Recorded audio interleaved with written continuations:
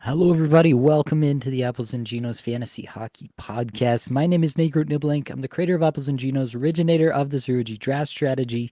In this podcast, I'm going to go over the most puzzling players league-wide as submitted by the Apples and Genos Discord server one last time for the 2024-25 season. Let's get it.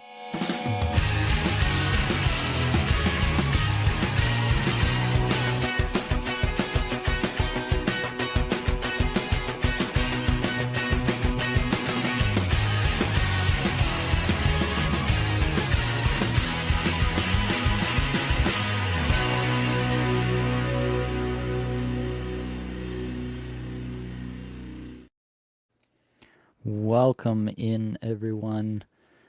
One last time, we're doing a puzzling players for this season. Somehow we made it here. It doesn't feel quite real yet. I don't think it's sunk in for me. Maybe it has for all of you. We've got some people in the comments already. Matt and Dynasty Dave saying hashtag 0G. Love that. Appreciate that. Matt's also got a question to get us kicked off. Hey, Nate, in the championship in a league where we go till the very last day of the regular season, need to max games played. Who would you drop if need be between Peterka, Timo, and Marchment? So off the top, obviously, we're going to look at the schedule. So Buffalo plays 6 games. They have one off night. New Jersey plays 5 games with 2 off nights, and then Dallas also plays 5 games with 2 off nights. So assuming you can get Peterka in for all 6 games, which isn't that big of a stretch in this particular group of games, the heaviest night is 11 games played, I think. So there's a pretty decent chance that you can get Peterka in on all 6 nights. That gets you 1 extra game played there. I use that to tiebreak a fair bit, but I think it is worth throwing all of these players in side by side in the sheet and just seeing where we're at in terms of recent production, deployment, because we are at that stage of the season where it doesn't really matter what we're seeing in the future. We need it to be happening right now. So obviously Marchment getting the least time on ice, just over 15 minutes, whereas Peterka and Meyer are both around 18, 15 in terms of average time on ice. Marchment and Peterka are the ones with the point scoring as of late. Both have 6 points in their last 5 games. The underlying numbers are best for Timo Meyer, 20th in shots per 60, 10th individual scoring chances, 4 per 60. Not bad for Marchment either, 93rd shots per 60, 36th individual scoring chances, 4 per 60. I mean, not bad for Peterka either, 104 shots per 60, 131 individual scoring chances, 4 per 60. That's a really tough look, and I you have to believe it gets better for Timo Meyer at some point, but you're also in a spot and right now where you need to win right now, and you kind of do want to default a little bit to the player who's playing the best at the current moment. And I think that's a legitimate thing to be thinking about in a week where everything's on the line, right? This is the last week where it matters. Buffalo this week plays Carolina, Columbus, Florida, and Tampa Bay. That is a bit of a tough road to hoe for sure. In their first 4 games, at least, of this week. New Jersey's going up against Boston, Pittsburgh, and the Islanders, which is not nearly as bad. And Dallas is getting their first few games in against Vancouver, Winnipeg, and Utah, which is a mid to tough schedule, I guess I would call it. Overall, I honestly think that I would just kind of default to Peterka here for the extra game played if you're getting it. If you're not, then I think I would go to Meyer. The underlying numbers are just so good there for him on an individual basis. How long can he actually only have a 33% IPP? That doesn't make any sense. Yeah, I think that I would go Peterka if you're getting the game. If you're not, then I'd go to Meyer. GB13 is in here as well. I'm loaded with right wing, so need to drop one. Would you rather have 5 games of Marchenko or 4 games of Wilson? Also, who would you want to replace them with out of Hyman, RNH, Harley, or Luke Hughes? This is going to depend a lot on your settings. Like if this is a Bangers Cats, then obviously Tom Wilson has way more value there than if it's just like a straight points league. So can you give me a little bit more context there on the league settings? If there's if it's a point setup, is there weight for bangers, strong weight for bangers, not so great amount of weight for hits, especially when it comes to Wilson, right? That is gonna make a big difference in what I would lead you on. So hit me in the comments with that one and we can deal with that. Classic Timo, says Matt. Thanks, Nate. Yeah. GB13 says it's standard points but waits for hits, blocks, and shots. Okay. So back to 5 games of Marchenko versus 4 games of Wilson. Um, I think it's worth putting these guys in side by side. Marchenko has 4 goals, 5 points in his last 5, but they have been doing some different things with their lines, but also not the greatest results as of the last 2 games, getting shut out in the last 2 games. Marchenko actually has all 5 of these points in the first and second games of this 5-game stretch. He has no points in the last 3 and only 4 shots in that span. We compare and contrast that with Tom Wilson. Wilson getting 19.5 minutes, but the underlying metrics are not very good. Yeah, I think you're still taking Marchenko there. And if you are dropping one, I think it's Hyman that I want. 6 games played, 5 off nights for Edmonton over week 25 till the end of from now till the end of the season, basically.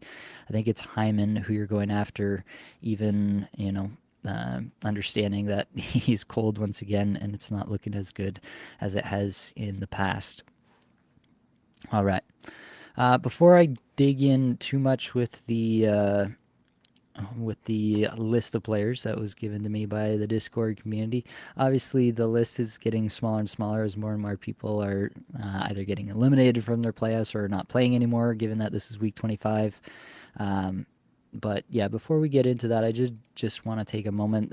A couple of things came across my Twitter timeline today. Greg Millen passed away. Was a big part of a lot of broadcasts. I honestly don't know if I can remember a time when Greg Millen wasn't part of the broadcasting scene, and so he passed away today, it sounds like. And so, yeah, just thoughts and prayers going out to Greg Millen's family and everybody there. Obviously, a big part of that community, and a lot of names on Twitter. Sending condolences as well. So our condolences there as well. Did also see that Meredith Goudreau, Johnny Goudreau's wife, gave birth to Carter Michael Goudreau. So that's kind of obviously that's a source of great joy for Meredith and the Goudreau family, but also a bittersweet moment given what happened there. So we're also thinking of the Goudreaus and very happy to see that, but also a little bit of a bittersweet moment there. And I just wanted to, point that out here on the pod.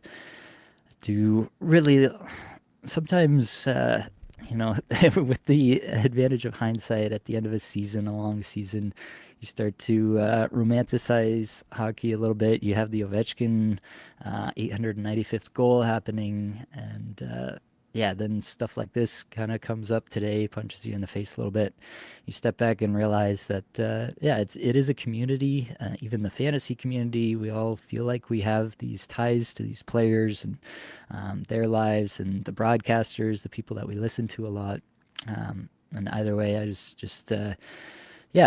two obviously huge members of the hockey community in various ways, and didn't feel right with going on tonight without at least acknowledging those two stories there. All right, let's dig in. We got to start with Jared McCann, Apples and Juno's favorite this year, now on a 3-goal, 6 assist, 9-point bender in the last 5 games. Still under 17 minutes average time on ice.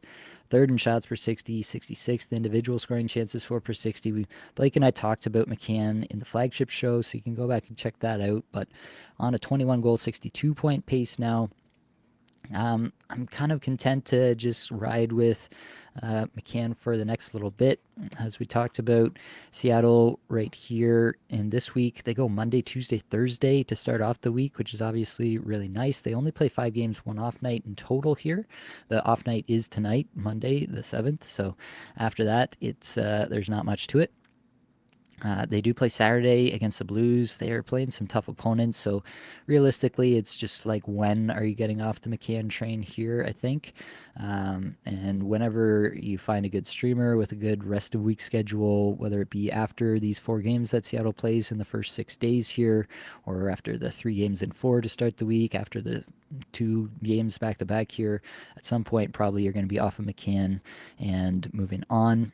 Looking beyond that, I am really interested to see what happens with the coaching there in Seattle. If Bilesma is back, then I don't know that I can realistically project McCann to do much better next year. It's pretty obvious to me from the underlying numbers that he's not a fit for what Bilesma is trying to get him to do here. And they are continuing to run these split power plays that are just soul crushing to fantasy players. And so, yeah, I don't think we have a huge reason for McCann to hit the ceiling that I do believe is there with the player, as long as Bilesma's in town. If Bilesma does get let go this year, which is a possibility given how badly the season has gone, then I'm obviously much more interested in McCann heading into next year. Carter Verhaeghe, 2 assists, 5 points in the last 5 games, 16 minutes average time on ice, 30th shots per 60, 24th individual scoring chances, 4 per 60, 40th in Corsi, 4 per 60, 143 in on ice scoring chances, 4 per 60. Verhaeghe, this is a player that I think he's one of the players that is actually going to play for Florida down the stretch here. They have 5 games, 1 off night remaining as well. I think he is going to play because he hasn't gotten going really at any point in the season. And so I think Florida would like to have him on like a, I don't know, like a three game goal streak going into the playoffs, right? That's where they want Verhaeghe to be. So even as they're holding out guys like Forsling and guys like Reinhart and guys like Bennett in these games, I do think that Verhaeghe probably does stay in the lineup as long as he's cold like this. And the underlying numbers are still there with Verhaeghe. They have never gone away. On the season, Verhaeghe ranks 8th in the league in individual scoring chances, 4 per 60, 2nd in on-ice Corsi, 4 per 60, 5th in on-ice scoring chances, 4 per 60. Yeah. He's doing it all for Florida except for scoring. Truly the unluckiest player in the NHL this year. He's got 5 more games. It would not shock me whatsoever if he popped off in these 5 games for 5 or 6 points. That would not be surprising to me in the slightest, even with Florida resting some players. Another request was basically just to go over Columbus. This was a general kind of request in the Discord here, so I can definitely do that here, just kind of talk through the team and what we're seeing. Obviously, getting shut out in back-to-back games, not a good look. The comment was that regression seems to have hit them hard recently, and that's definitely true. That being said, like you still have Werenski here with 4 assists in the last 5, 25 minutes a night still, 1st in shots per 60, 12th individual scoring chances, 4 per 60, 4th in on-ice Corsi, 4 per 60, 13th in on-ice scoring chances, 4 per 60. He's still doing all the things that he's been doing all year. It's not that he's fallen off in terms of his play at all, in terms of his offensive play at least. I'm not trying to make any allocations to what he's done on the defensive end necessarily, but the offensive stuff is still there. It's just not going in the net for Columbus as a whole right now. I mentioned Marchenko has 5 points, but those 5 points came in games 1 and 2 of this 5-game stretch, and nothing in the 3 games since. The underlying numbers are good on the on-ice side, not as good in the individual side, and definitely not in the last few games.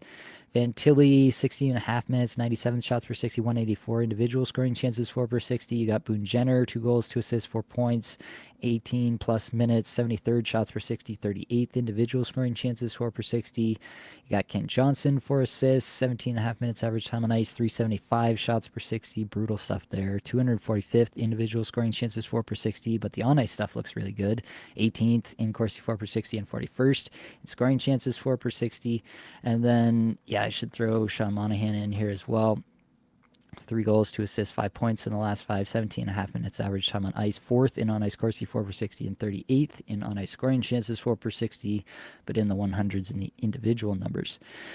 So all that to say, well, I should mention too that they changed around the line. So it was Boone Jenner, Sean Monahan, Kent Johnson, and then Voronkov, Marchenko, Fantilli. So they kind of split the lines up, or I guess kind of just swapped centers on those top 2 lines there. It is very clearly top 2 lines now, which is good, but they are splitting this time up a little bit more. That's obviously not going to be as good for the average time on ice for these players. it basically before when Monahan was out there, Fantilli was getting like the 20-minute treatment. So was Marchenko. So was Voronkov. That's not there anymore. They are kind of splitting the top six, and that's just taking the top off of what they individually can do. Theoretically, it shouldn't matter that much for the team's potential to score points, but it is affecting each of these players individually for fantasy in that way. So I think that's a real problem for fantasy that you have to evaluate moving forward. That being said, like I still think this team will score some goals throughout the rest of the year here. I don't think they're done by any stretch. 6 games left. They have one off night left this week. Who does Columbus play this week? They got Ottawa, Buffalo, and then a back-to-back home and home against Washington in the first 4 games here. And yeah, those are teams that they should be able to score on. They're obviously going to be motivated. They still have a shot at the playoffs here.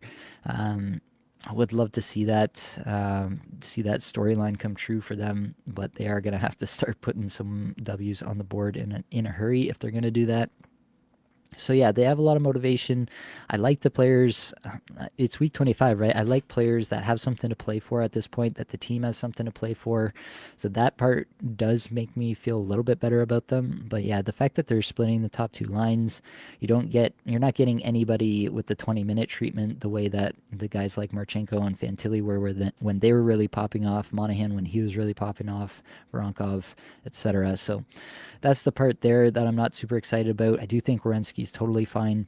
But yeah, there are probably some leagues out there where there might be a better option than some of these secondary players, like even a Kent Johnson. The underlying numbers look good. He's on the top power play, but he doesn't shoot. And so if he's not getting an assist, is he really doing that much for you? And that's a real conversation that you're going to have with yourself about the players this week. So it is going to be a lot more dependent moving forward what you're going to do with these players. That being said, like Marchenko and Werenski to me are players that I'm not interested in moving off of. Boone Jenner in any kind of bangers heavy format, cats or points with heavy bangers weight. I don't think you're moving off Jenner anytime soon. But the other players are starting to fall into bubble-ish territory. If you are getting all 6 games from them, probably you're hanging on to most of your Columbus players just because you don't need to waste moves hoping to get something better from somebody else unless you're in a very shallow league. So hopefully that helps you wherever you're at in your particular setup, but this is what I would say about Columbus at this time. All right, we got some questions, some comments, and I want to get back into that on YouTube here. Pucks and Grooves, thanks for all the content, Nate. You helped so much. Unfortunately, now officially lost all my leagues in semis and quarters. Combined 36-7 across 2 leagues, only to get bounced right away. Not even that your teams do bad sometimes, but my opponent's team did so well. Seems every year my teams run out of gas in the playoff weeks when they do great all season. Yeah, I feel that. I feel somewhat similarly about a couple of my teams this year, that it does feel like they kind of ran out of gas just a little bit at the end. But there's always something to take away from that too. So do it. I'm going to suggest you do what I do, and I'm going to be looking back especially at my playoff weeks and think about what I was thinking about during that time frame, and if there was something else that I should have been thinking about that I wasn't, what I could have done differently. It's not so much about just like picking the right guys, the right streamers or something. I think we have a process that we talk about here on Apples and Geos a lot, and we translate that pretty well to the listener, I feel like. And so I think everybody's on the same players that we are for the most part. It's really just, is there something else a little bit more systemically about how I'm looking at it, about how I'm treating my in-week management? Am I being too aggressive, trying to set something up that's not there? Am I letting go somebody who's actually a better player to try to squeeze out an extra game played somewhere? These are the kinds of things that I'm going to be looking at a little bit more in detail over the next couple of weeks to see if I can get better at playing those one-week matchups in the playoffs. Jordan says, hey Nate, a few questions. In your Patreon Cats League, I'm curious as to why you only have wins, saves, save percentage, as goalie categories don't have stats like goals against average, or games started. Also, compared to a points league, how does your draft strategy change in a Cats League, especially with 0G? Okay, so we'll start with the first question. I have gone with wins, saves, and save percentage because I want to keep the goalie categories down in number relative to the skater categories. I have 6 skater categories and 3 goalie categories. Even that I feel is probably too much weight on goaltenders. Considering adding another skater category or subtracting potentially a goalie category for that reason.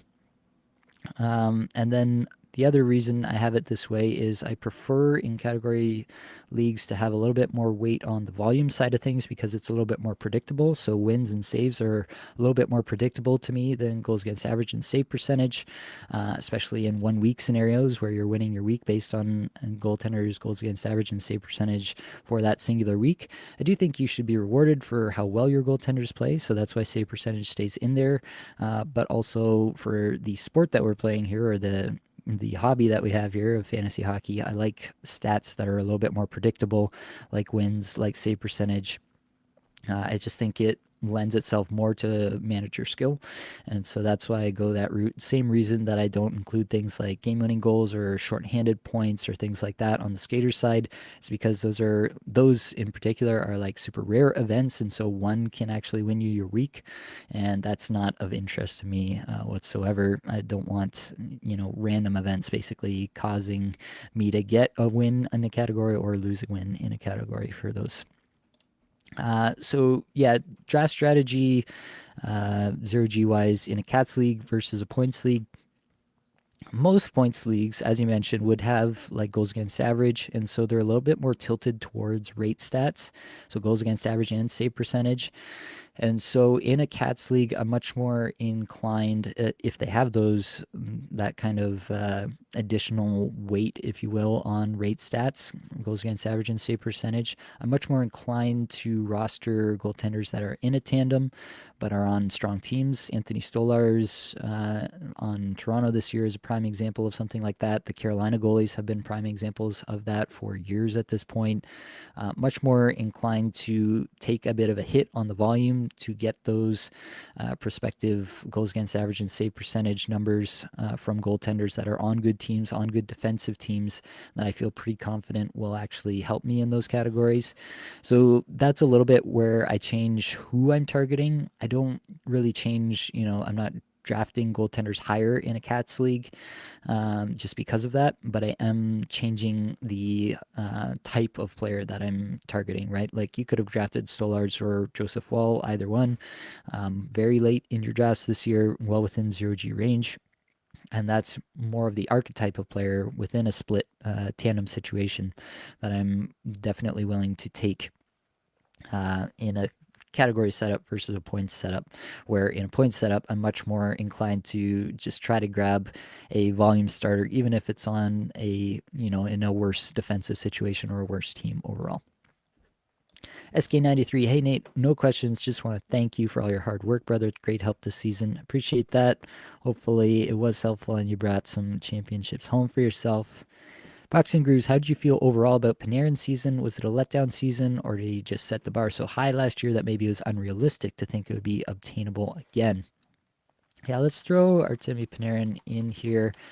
I don't know if he got in on this goal here tonight. The Rangers are losing to the Lightning as we speak, partway through the second period here. He did get an assist here on the power play. He does have 7 points in his last 5. The underlying numbers are looking really good, actually. He's on a 91 point pace, 38 goal pace, 11.2% shooting percentage. The IPP is still sky high the way that Panarin always has it. Yeah, I think it's a little bit more on the players around him than himself personally. We all know the fall-offs that have come from Kreider, Zibanejad, Trocheck to an extent this year. I think it is more on the players around him. He's still, as you can see by the IPP, still heavily involved in everything that's going on there, but the teammates are not converting at the same rate. Yeah, I think that's most of what's going on here. I still think Panarin is largely the same player, but it is worth noting that, yeah, this is a scenario that can happen for a player like Panarin. And so maybe that when you're evaluating him versus, the upper echelon of players, the first round players, maybe Panarin is more of that second round player because of those that propensity to, have a great season and maybe have a 90-ish point season and not quite return value on that first round pick if that's where you spent one this year. So I think Panarin falls slightly back of that elite tier for me. And I think my projections, I did have a solid projection on him. I don't know what it is off the top of my head. I could look that up. But even still, he also doesn't provide a lot of peripherals. He's not a huge, he doesn't hit really at all. He doesn't do a lot of those other things that can kind of supplement even when he's not scoring actual points. Is he giving you the other stuff? Yeah. So I had him on a 39 goal pace. He's on a 38 goal pace right now, but I had him for 74 assists, where he's only gonna end up probably what is that a 53 assist pace. So yeah, I think that's what you're seeing is it's just a lot less finishing from his teammates there. And that could be partially on him, but I think it's mostly on the teammates. But also, do we really think that gets a lot better next year? I don't know. And so that's the question you're going to have to answer for yourself. Yeah, does that get a lot better next year? I think the Rangers have just had a terrible season, so I do think there is some rebound. I think Panarin can be a 100-ish point player once again if the team gets a coach in there that they can work with and feel good about. But yeah, I think it's a spot where they need to recapture some of that magic they had last year. They need Trocheck going again. They need Lafreniere going again. That Trocheck, Lafreniere, Panarin line was so good last year, and this year it's been broken up, and they've tried everything else. Yeah, for whatever reason, it just hasn't worked this year. He says, wanted to shout you out, Nate. Won my Points League championship yesterday. Hey, congrats. Appreciate you and Blake for all the content and advice throughout the year. Back to back for me. Proud of the squad. Side note, Tage came to play both years for me. Traded for him this year and last. He's a playoff beast. Ordering a jersey now.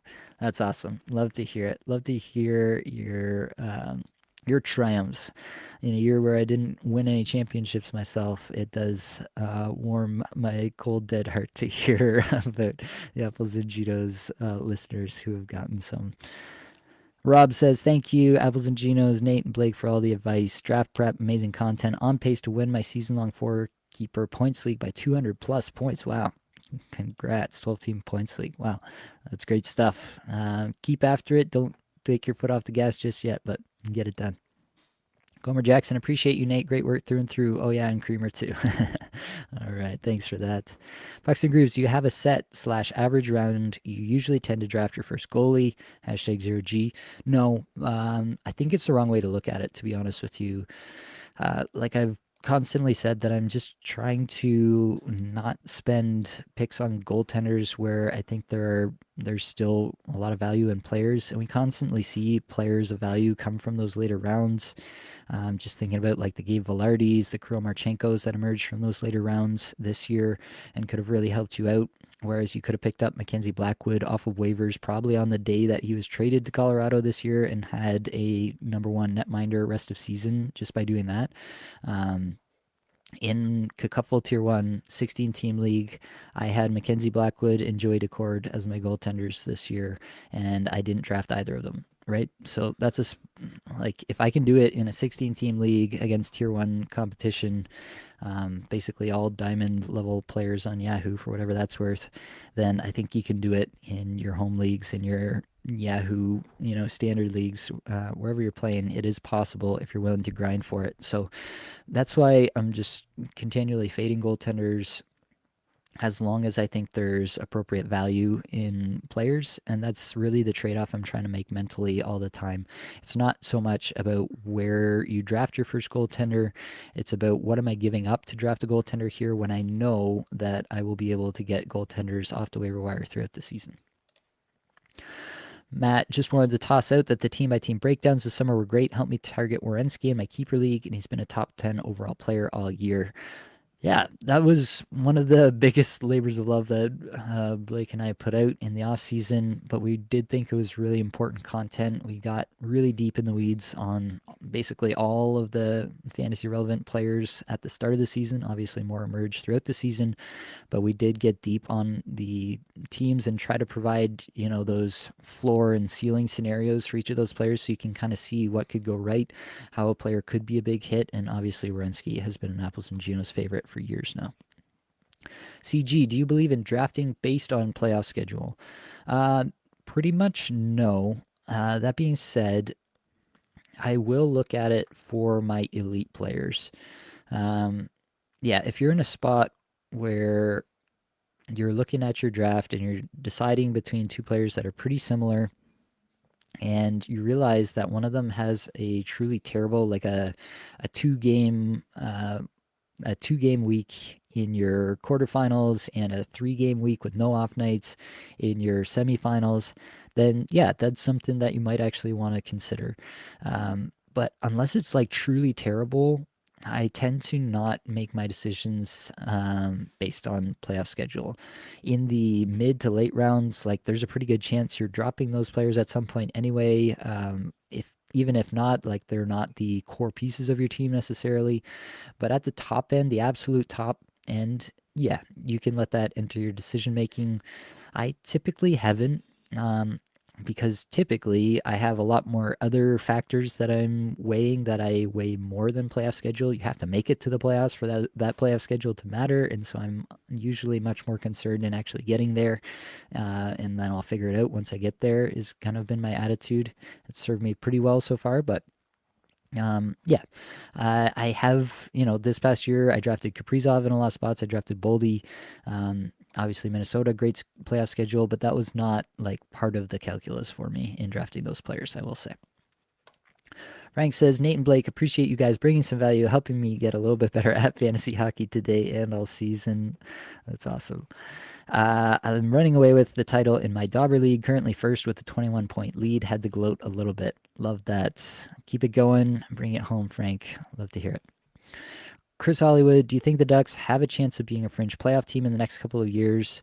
I really do. I really like the depth on the Ducks, to be quite honest with you.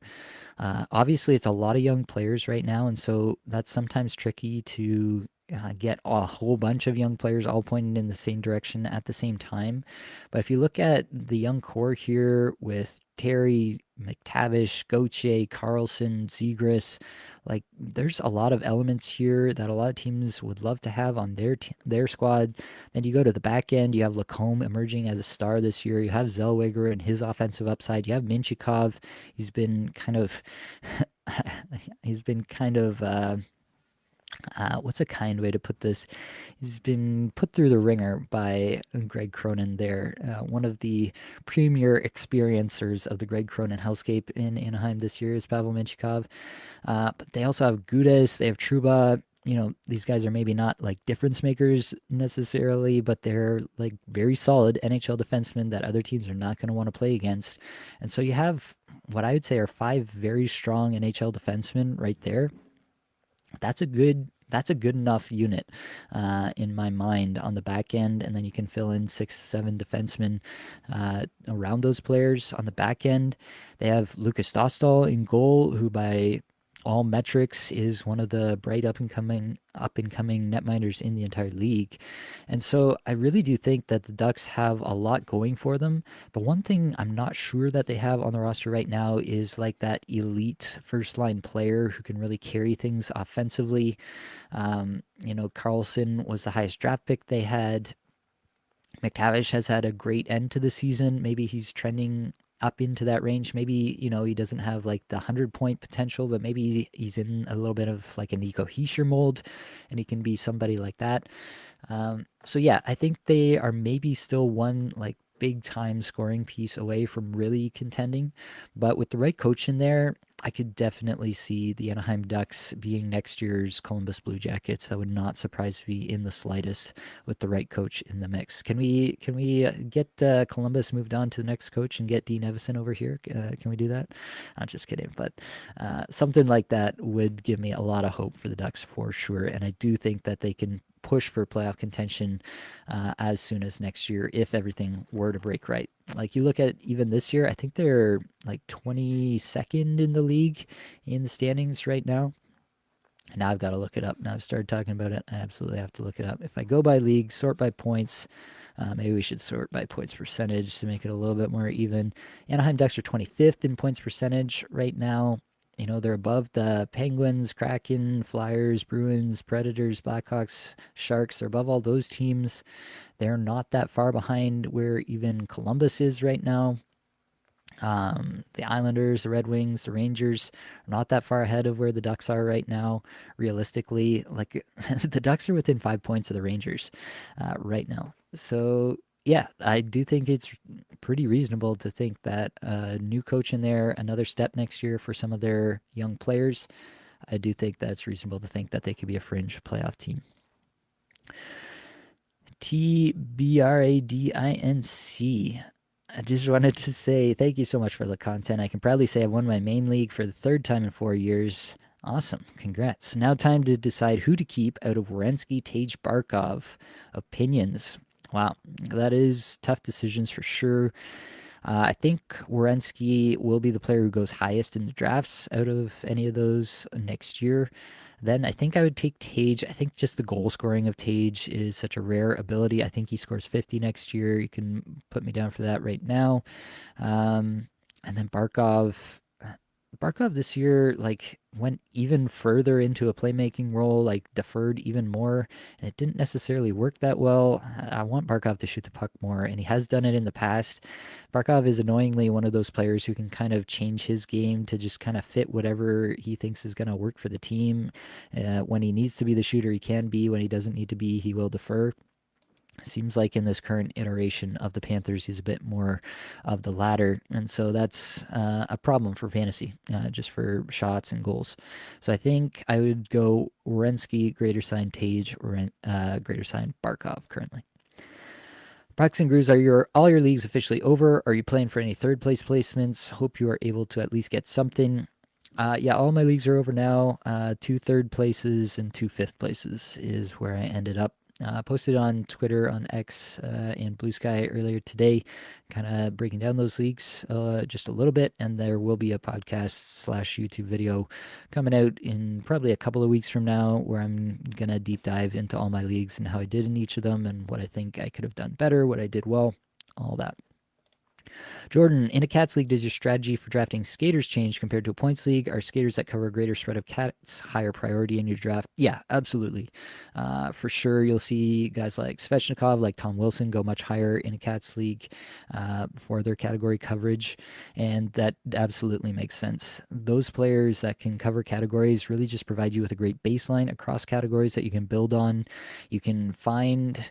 We talk about being really easy to stream hits, to stream blocks, to find those players who can do that for you. That is true, but you can also often in these categories leagues also stream points. Like you can stream Nick Schmaltz, you can stream Troy Terry, you can stream these players who will score points and score power play points and do that for you in these categories leagues because no one wants those guys who don't hit whatsoever. And so if you have a good baseline on your team with the Wilson, with the Svechnikov, with Frank Vetrano is a good example this year once again. Not a guy who killed it in any particular category, but was very strong across categories, good shot production, good hit production, solid in goals, decent amount of assists. These kinds of players have a lot more value in category leagues for that reason. G Horn won my 16-person league season and playoffs. Rarely missed an episode. Appreciate all you and Stream Crossing buddy do. Thanks for everything. Let's go. Thanks again.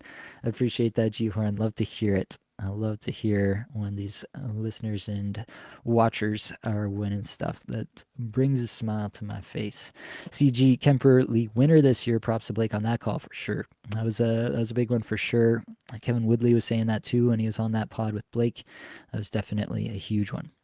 P.S. If Ovi gets an 899, he should retire. How fitting would that be? 8 and 99? That is a great look, actually. I never thought about that, but that would be pretty hilarious. I don't think Ovechkin's done yet, but that would be pretty spectacular. Pucks and Grooves, who won the Creators League this year? I love watching the draft you live stream for that league. Seems super competitive between all the fantasy hockey creators.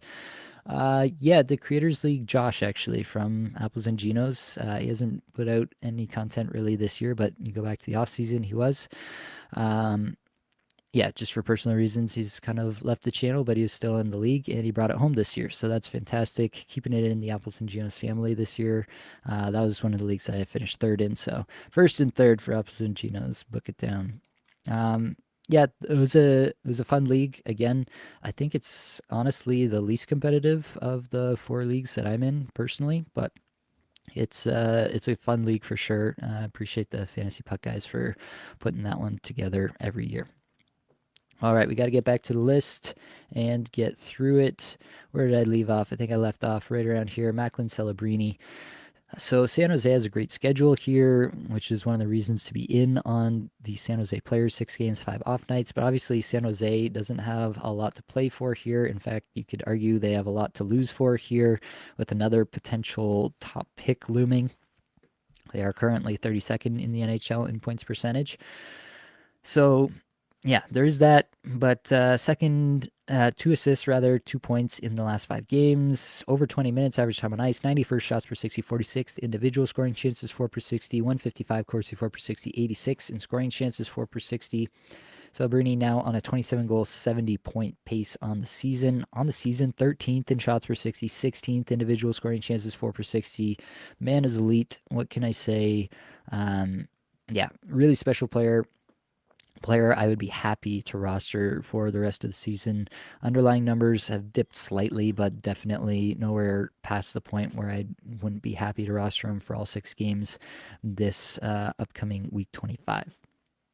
Dylan Larkin also just 2 assists in his last 5, 22.5 minutes average time on ice there, but 296 shots per 60, 151 individual scoring chances, 4 per 60, 225 in on ice Corsi, 4 per 60, and 78th in on ice scoring chances, 4 per 60. It's kind of been that weird. It's been a weird season. I think we can confidently say that for Dylan Larkin. He has had some hot stretches, but also some not so hot stretches. And it is a bit tough to really dissect what's going on there. The shots per 60 is down this year. The scoring chances are down this year relative to years prior. The on ice stuff is still looking pretty solid. The on ice shooting percentage still pretty solid. His personal involvement, the IPP, is a little bit down. Previous years 70%, 69%, nice 65%, and then this year 60%. So ticking down there, his individual shooting percentage has ticked down as well. So I think he's getting a little bit unlucky in that regard. And yeah, the shots being down as of late are obviously not a good sign. On the season, still pretty solid, 60th in shots per 60 amongst all forwards on the season. But yeah, I think it is a bit of a situation where he's getting a bit unlucky. There maybe we'll get some word that there is some little underlying injury nagging at him here, and that's why he's not shooting quite as much. But overall, I think Larkin is a player. Again, the Detroit Red Wings have 6 games, 4 off nights this week. You're not doing anything about the fact that Larkin's not producing, but it is concerning, you have to say, that he's not doing much of it recently, and the shots are not there either at the moment. Valery Nichushkin, just 1 assist in the last 5 games, but over 21 minutes average time on ice, 28th shots per 60, 31st individual scoring chances, 4 per 60, 20th, Corsi 4 per 60, 24th, and on ice scoring chances, 4 per 60. Yeah, that's a bit of a divergence between the point line and the underlying numbers. Underlying numbers looking terrific, and the points just not being there. I do think they come back for Nichushkin. Blake and I talked about Nichushkin and Lehkonen on the flagship show as well. Colorado plays 4 games this week, and then they're done, like before next week even gets started. So that's kind of an interesting schedule. I think that Nichushkin should have a really solid week this week, and I would hold on to him for the rest of the week and then hopefully flip into a Detroit or LA player for 3 games in the last 4 days of the season. Brad Marchand has 0 points in 5 games, 17.5 minutes average time on ice, 303 shots per 60, 327 individual scoring chances, 4 per 60, 35th in on ice Corsi, 4 per 60, and 140 in on ice scoring chances, 4 per 60. It hasn't exactly been a smooth transition over to the Florida Panthers for Brad Marchand. Last game, he was playing with Eetu Luostarinen and Anton Lundell at even strength. Yeah, I mean, that's not ideal. The power play was Marchand, Rodriguez, Lundell, Simiskevich with Seth Jones on the back end. Also not ideal. Yeah, just a tough look overall. And I think it might be a situation where Marchand isn't that great for fantasy for the last little bit here. I think they are going to play him because, yeah, he's obviously not quite up to speed with Florida's game plan here, maybe the different system that they would run. You have to remember, like, Brad Marchand has literally never been in a different place, in a different uniform, in a different system. I mean, he's had different coaches, but not gone mid-season to a new place and had to learn things a little bit from scratch there. So that is different. Like, say what you will, that is very different for a player like Brad Marchand, who's very well established in the league where he was.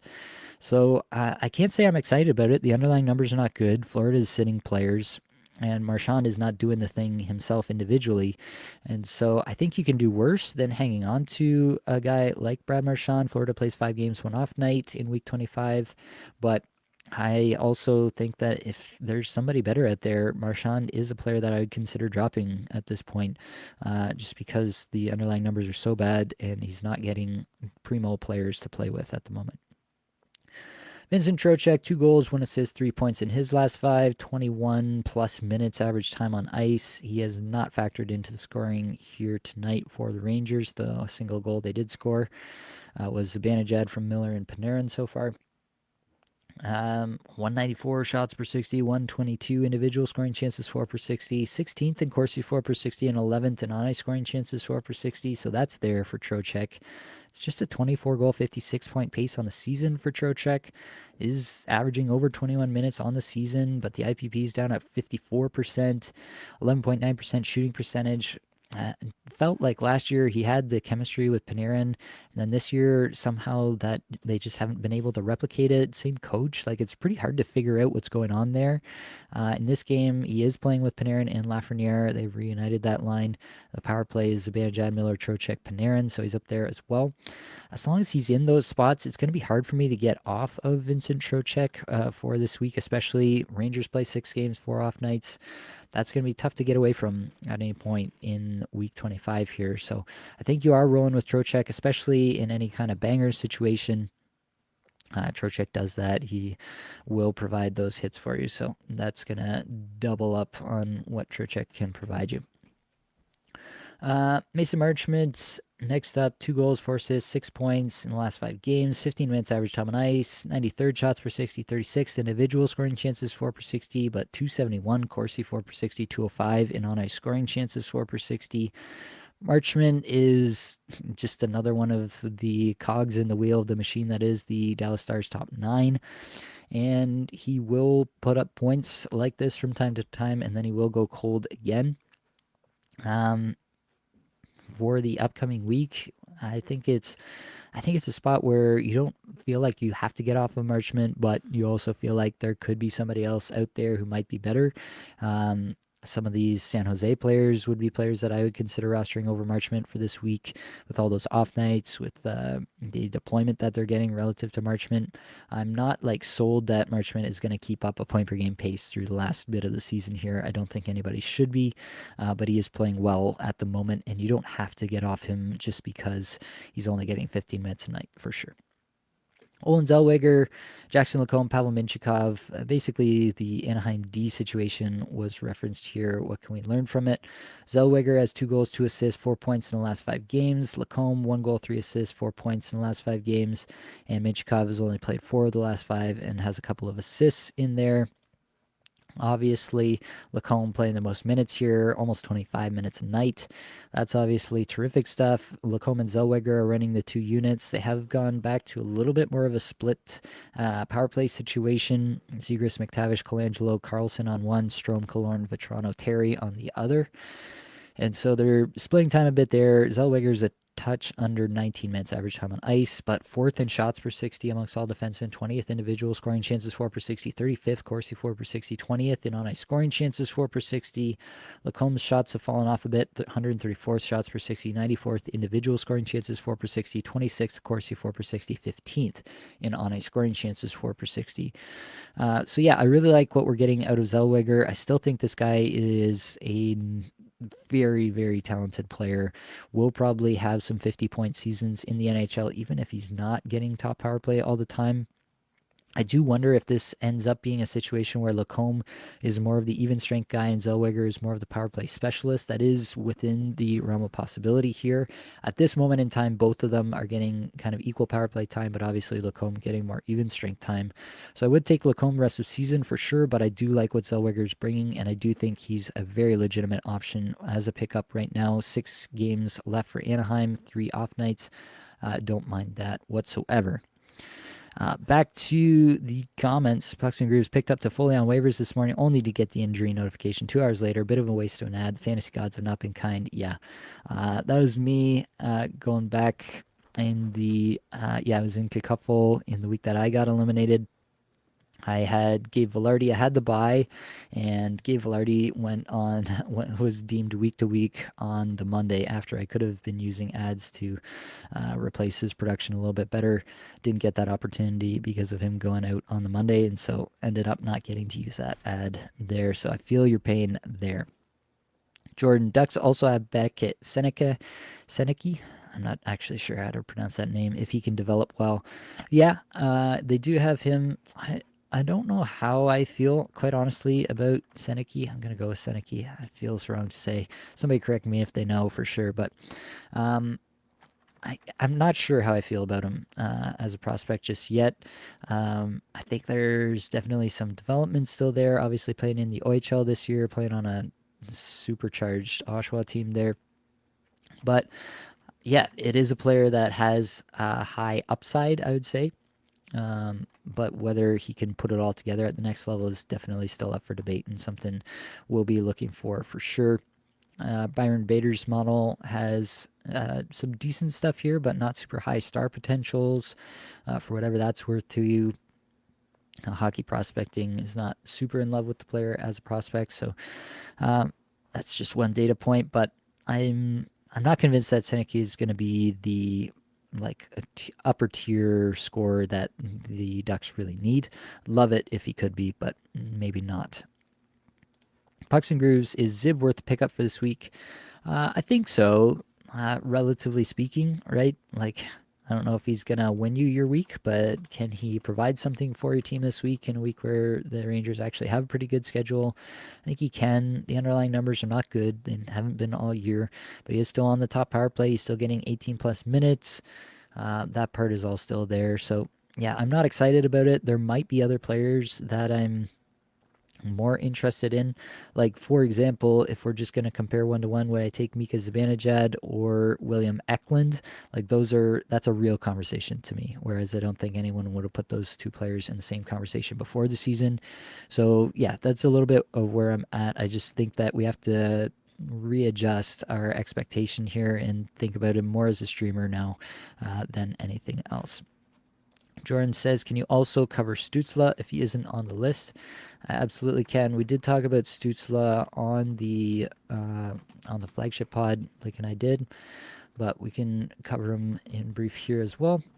Tim Stützle, just 1 assist in the last 5, 19 minutes average time on ice. The underlying numbers are pretty bad, and it does, I mean, I don't think that Brady Tkachuk being out is really the reason here. The 22 goal, 77 point pace for Stützle is definitely not what people had for him on this season. And I think it's just a tough spot. The underlying numbers being so bad gives me more pause. Like, I think he will score at a 75 point pace for the last few games of the season here, but also, it's not inspiring when you're staring down the barrel of your finals here, and you really need Stützle to be doing stuff for you based on where you drafted him. I will say Ottawa plays Columbus, Montreal, and Philadelphia this week. If there are any teams that they should be able to score some goals against, and those would be the teams. So definitely not dropping him or anything crazy like that yet. Jordan says, just wanted to thank you and Blake for all the help and content throughout the season. Second year following the channel. Definitely the best fantasy hockey content out there. Appreciate you for that. Was only able to secure third place, but had my best regular season at 19-2. Looking forward to next season and the off-season content. definitely stay tuned. We're going to be pumping out off-season content, basically right away as soon as the season is finished here. We're excited about it. We love digging back into the season that was and trying to extract what lessons we should be learning for next year, so that we get those while the season is still fresh in our mind. Sometimes when we only come back to it, well after the season, like basically in August or September, when we're getting ready for the next NHL season and the next fantasy season, we do tend to not remember things very well, how the season went. Like even now, like, can you think back to where we were in November and October and how we were evaluating the players back then? We were still talking about Nikolai Kovalenko in the top 6 in Colorado at that point. It seems like eons ago at this point. So definitely there's off-season content to come that will hopefully get a firm foundation set for us for the off-season. And as we move through that, we'll definitely have more for you. So lastly here, basically there's a question in the Discord about goaltenders, and can we just kind of talk through them? This particular player, or this particular manager, I should say, in the Discord was talking about just having general goaltender talk about Week 25 championships. They grabbed Vejmelka during the bye week, now rostering him, Sorokin, Swayman, and Demko, with Stuart Skinner on IR+. Who should I drop for more skater spots? Only 2 goalie spots per night in this league, so I'd be wasting someone on the bench Tuesday, Thursday, Saturday, and Tuesday. So definitely, you don't need to be rostering 4 goaltenders in a 2 goalie start league. 3 is definitely the max. So we'll look at Utah, the Islanders, Boston, and Vancouver here. Obviously, it's tough to roster anybody from Boston right now. The schedule there is not great. They only have 4 games left, and they're all on heavy nights here. And Swayman has not been good, to put it lightly. So Swayman is definitely towards the top of the list for drops in my mind. Utah goes Tuesday, Thursday, Saturday here as well. And then they come back the following week for a couple more games. The Islanders, what do the Islanders have this week? They go, same thing, Tuesday, Thursday, Saturday, Sunday. And then, what was the last one? Who did I miss? I missed one of them. It was Demko, right? Vancouver. They are also Tuesday, Thursday, Saturday, and against playoff teams here as well, Dallas, Colorado, and Minnesota. So tough look for Demko this week as well. Vancouver in tough to make the playoffs at this point. They are, what's the standings at now? They are 8 points back of Minnesota with 1 game in hand. That's going to be a tough road to hoe for them for sure. Vancouver's ahead of them Calgary rather is ahead of them as well. So overall, it's hard to trust anybody on Boston. Boston only has 4 total games, so you're not probably missing out on a lot there. Would not shock me if, Korpisalo gets 2 out of the 4 either, and so maybe you're benching Swayman, maybe he's not even starting a couple of those games, and the games where you want him to be starting based on your when your other teams are playing. So that's the tough part with Boston for sure. Maybe you hold them through Tuesday, Thursday. I think honestly I would drop Swayman. I think I would just drop Swayman, rock with the other 3. And honestly, if I got to a spot where they're all starting on one night, I would continue on and I would drop Demko as well. I would not feel too bad about that, to be very honest with you. I don't think you need to be hanging on to a whole ton of goaltenders there. Looking at just the general goaltender situation across leagues, if we can look at the lower rostered goaltenders, obviously it's going to depend on what type of league you're in as well. If you're looking for volume, if you're looking for a little bit more on the rate stats side, Cam Talbot has been playing every game for Detroit and playing extremely well. He's already confirmed for Tuesday here against Montreal. Detroit obviously has to basically win out at this point to do anything. Actually, I don't even know if that's possible anymore. Where are they at? They are 6 points back. Yeah, they're still within it for sure. 6 points back. Huge game against Montreal. Talbot's getting the start there, and he's been great as of late, so you might want to try to ride the flames with a guy like Cam Talbot if he's available. Vejmelka has been terrific. You know that he's basically going to start every game, so there's that. Dostal is getting a lot of these starts because Gibson is hurt. Surprise, surprise yet again. A bit tougher road to hoe for Dostal, Edmonton, Calgary, LA, Colorado are the next 4 games for Anaheim, so maybe that factors in for you as well. Then you're getting into the real tough decisions to make. The Elvis Merzlikins, the Spencer Knight, the Tristan Jarry, Samuel Urson gets really, really dicey the further down you go. So, of the really lowly rostered players, honestly, I might go with Spencer Knight. He's playing against Pittsburgh and against Boston in the next couple of games. I might just go with Spencer Knight. I don't know. I don't trust Merzlikins at all. He's been pretty terrible over the last little bit.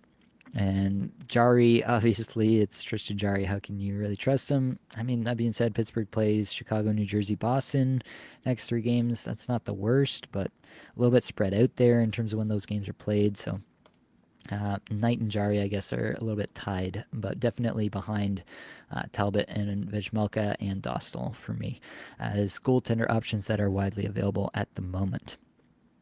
All right, we've finished the list. Back to the comments to close things out here. Richard asks, who would you rather keep for 1 season? Kadri, Gunther, Konechny, Bangers Cats with face-off wins. I think Gunther has big-time upside, but I think Konechny is just very bankable. I guess the only question you might have is if a coach comes in there that tries to spread the wealth a little bit and reduces Konechny's minutes, because Konechny is a bit more of a volume guy, like collects a lot of minutes and collects his points by virtue of being on the ice all the time rather than by terrific rate stats. So that could enter into it, but for me it's Konechny, then Gunther, then Kadri. Chris Hollywood, what do you think of Duchesne having an 80-point season this year and protecting his last point? Duchesne has had an unbelievable season this year. I don't think even Matt Duchesne saw this season coming for himself, quite honestly. 20% shooting percentage, 76% IPV, 14% on ice shooting percentage. Yeah, to be quite honest with you, while it's not something you would have really predicted, it is something that Duchesne has in the wheelhouse. He's a great player on a terrific team. And he is definitely this kind of player who has these kinds of popped off seasons. You think of the season he had in Nashville, and then he went quiet again. Does this mean that I'm going to draft Duchesne as an 80-point player once again next year? Absolutely not, because he did have to be very efficient to get to this number. Could he get to this number again next year if he stays in Dallas? His contract is up. He had a 1-year, $3 million deal this year. Could he be there once again? Yes, he absolutely could. Will I be drafting him as such? Absolutely not. WMW Animations, thanks for all the help this season. Had a good run, had a blast watching these. Excited for summer content. Appreciate you. Pucks and Grooves says Dustin Wolf was fantastic this year. Absolutely. Maybe a little bit of a fade here in the last little stretch, but carried that team in Calgary for much of the year. All right. I think we made it all the way through everything here. I think that's going to be all that I've got for this episode. So hopefully it brought you some value, helped you get a little bit better at fantasy hockey today. All the advanced stats you heard today came from Natural Stat Trick, which is a terrific free resource. Many thanks to the band They're There for supplying music for the podcast. Be sure to check out their Spotify as well. That's it, folks. Much love.